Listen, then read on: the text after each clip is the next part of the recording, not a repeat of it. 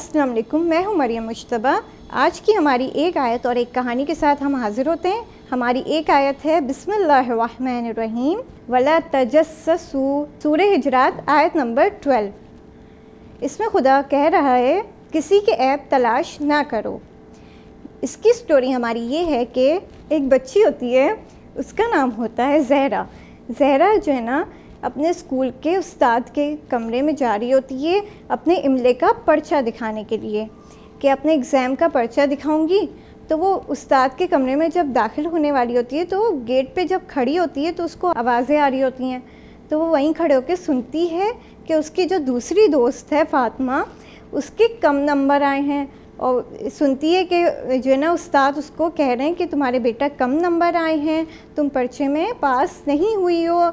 तो उसने, ज़हरा ने इस बात को गेट से सुना और फ़ौरन किसी और दोस्त के पास पहुंची और उसकी बात बताने लगी कि फ़ातिमा के नंबर तो कम आए हैं एग्ज़ाम में। उस्ताद ने ज़हरा को गेट पे खड़ा हुआ देख लिया था। उन्होंने फ़ौरन ज़हरा के पीछे जैसे ही गए तो देखा कि ज़हरा अपनी दूसरी दोस्त से फ़ातिमा के पर्चे के बारे में बता रही है और कह रही है कि उसके कम नंबर आए हैं।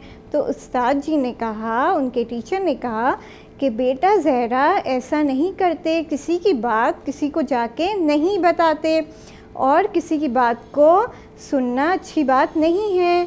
अगर आपने सुन भी ली तो आपको किसी और को बताने की ज़रूरत नहीं थी। तो ये बात ज़हरा को एहसास हुआ इसका कि ये गलत बात थी। तो उसने फ़ातिमा को जाके सॉरी बोला, उससे माफ़ी मांगी कि मैंने तुम्हारे बारे में बता दिया था। इसी तरीके से हमें किसी की बात नहीं सुननी चाहिए या किसी के ऐब नहीं निकालने चाहिए और किसी की बात किसी को जाके नहीं बतानी चाहिए। तो इस आयत में हमें ये सबक मिलता है कि हम किसी के ऐब तलाश ना करें। इसी के साथ हम अगली आयत और अगली कहानी के साथ अगली वीडियो में आते हैं। तब तक के लिए खुदा हाफ़िज़।